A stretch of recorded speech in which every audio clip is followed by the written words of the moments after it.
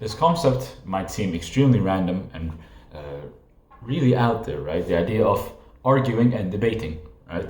But for most people, right, if you've ever gone into an argument with anybody in your life, you've realized that arguing is completely pointless.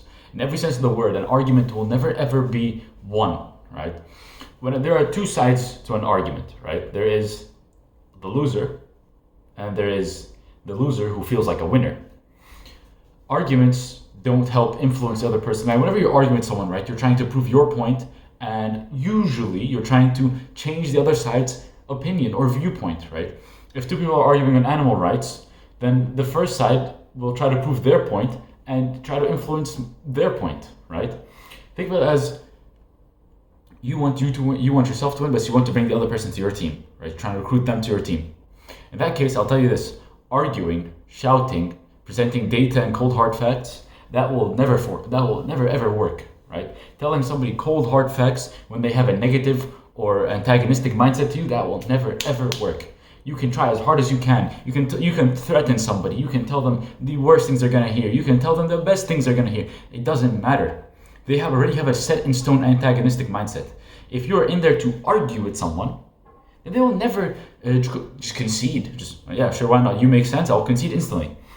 Only there's this very famous quote. I'm sure everybody's heard it by now. You've seen it in all the stupid YouTube comments where it's impossible to it's very hard to win an argument against a smart person, but it's impossible to argue against a dumb person, or some quote like that, right? The idea is you can influence anybody you want, right? You can influence most people by, first of all, looking at it through their viewpoint, right? Considering, okay, why do they consider such point, and speaking with sympathy, right? When you try to influence somebody to your point, first of all, you cannot be antagonistic. You cannot show any sort of hostility or antagonism, right? Second point, you have to be very sympathetic. Like, okay, why did they think like this? Is it an emotional response? Is it a scientific response? Is it logical? Is it illogical, right? Is it an experience? And you have to consider all these different factors. If it is an experience, if it's something they've had, right, then usually you can just show them through your actions, through your beliefs. For example, if you're trying to influence somebody over to your side in some sort of belief or faith or something, right? You cannot just tell them, oh, you have to accept this or this will happen to you. You can never do that, right? You can never tell somebody to accept Christianity, Islam, Judaism, whatever religion you're trying to push onto them. If you try to tell them, okay, you have to accept this or this will happen to you. No, you have to, okay, why do you not believe in it? Why? What caused this? What caused that? Okay, just watch me do my world, right? So if they see, for example, if they see a pious religious man, he doesn't swear, he take cares of his family, they'll probably be influenced by that man. Doesn't matter if he's Muslim, Jewish, or Christian, right? Doesn't matter if he's Buddhist, doesn't matter if he's Taoist, whatever he is. If they see a pious atheist man or agnostic man, they're gonna think, okay, this person is he doesn't swear, he doesn't lie to me. So okay, fair enough. I guess maybe he's doing something, right? That's how it would influence you, right? But in reality, right, this never happens. If you've ever had a complete serious full argument with somebody where you're shouting back and forth, shouting back and forth, why don't you have this? Oh, because of this, or you because of this, it's all your fault, you've done this, you've done that, and nothing is gained, everything is delayed. Especially in business environments, this is a very important thing. This goes on to a different topic of social sensitivity. That's a whole different video to talk about, right? What we're talking about is, if you're, for example, making a business deal with someone, right, or having some sort of talk with their parents, trying to influence them, right, because they're like business deals, I guess. If you're having a business deal or talk with your parents and you start shouting at each other, you never consider their viewpoint, never consider why they want this at this time, or why they're talking about this contract or this personal issue. Then if you can keep shouting at each other, nothing is going to get resolved. You're going to delay the solution, thus increase the conflict, thus likely delay the solution again. Most things in life are a cycle. There's just another cycle in it.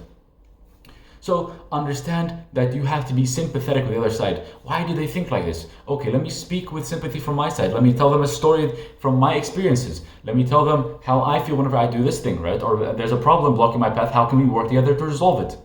You can never, of course, look, this is not always going to work. You're going to have somebody who is extremely antagonistic at your point, like much more than usual. There's normal antagonism and there is borderline hostility, right? Shouting, extreme shouting, threatening. That's like, in reality, it's going to push you away from their point, right? But they don't know that. They don't know that. You know that. You know that when somebody comes over here to prove something to you, you're gonna start shouting. You're gonna start arguing.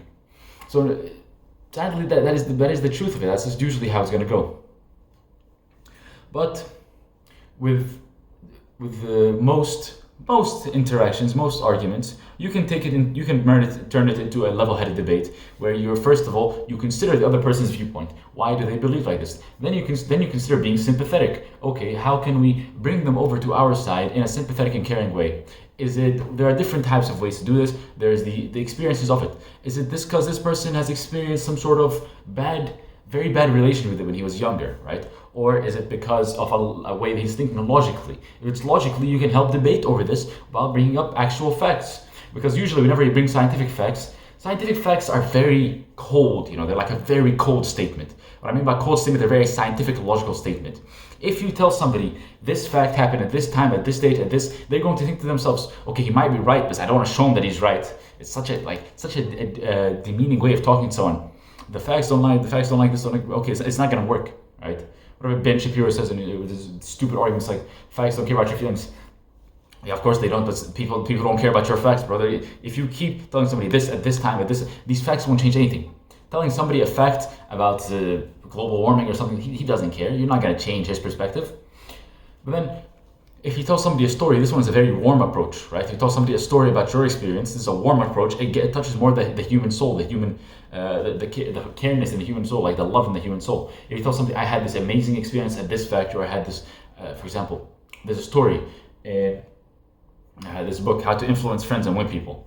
The workers in the book, they were told that the Japanese workers abroad are working twice as efficient as you, and they're making much more progress than all of you.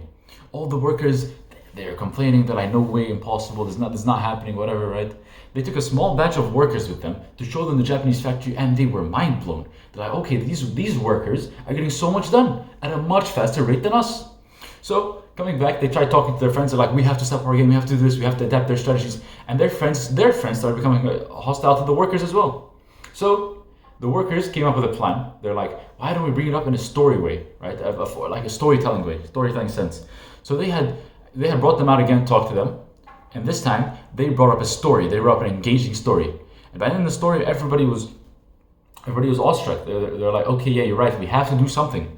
And the moral of this explanation I'm giving you is, when you tell somebody a story with your experiences in it, right? With your personal experience or your friend's personal experiences, and you help them initiate the idea of this story, then okay, at the end of the day, this is something that most people don't know about. Most people don't understand that stories are the best way to get an idea across. When you tell somebody your story, your experiences, the life situation you've had, it's very easy for it to rub off on you, right? For example, let's just say you're somebody who's starting to smoke. You're starting to smoke now, and if a smoker of 20 years, or somebody who knew a smoker of 20 years, talked about the cancer experience, right? It's like, oh, for example, my uncle had horrible cancer due to smoking, right? And the family still hasn't recovered after his loss and all that. You think to yourself, I should put this back down, maybe, right? Or if somebody tells you, I had grueling lung cancer, I can barely run now, I can barely work out in the gym now. You think to yourself, I might as well put the pack away. Like, it's the experiences that make us human, and it's how we relay them that we influence people. Don't try to be antagonistic, cold and hard. Show them facts that will not change them in the beginning. You can show them facts later. People like facts, right? When you tell someone, here's a cool fact, or there's an interesting fact here, right? Or here's a nice fact, right? Don't try showing them all the hard bit first. Show them the easy facts, the nice facts, and then funnel them in the harder stuff, right? Just in the case of many religions as well, many religions will try to bring over you're going to go to hell, you're going to be this, you're going to be that. If you want to influence somebody to join a religion, you have to show them the good parts first. Then you have to make them understand the ideas of punishment and sin and all that. That's just how we funnel in thoughts and ideas into people. Moral of the story here, be sympathetic, understand their experiences, present stories to them, and just overall be caring. Take care.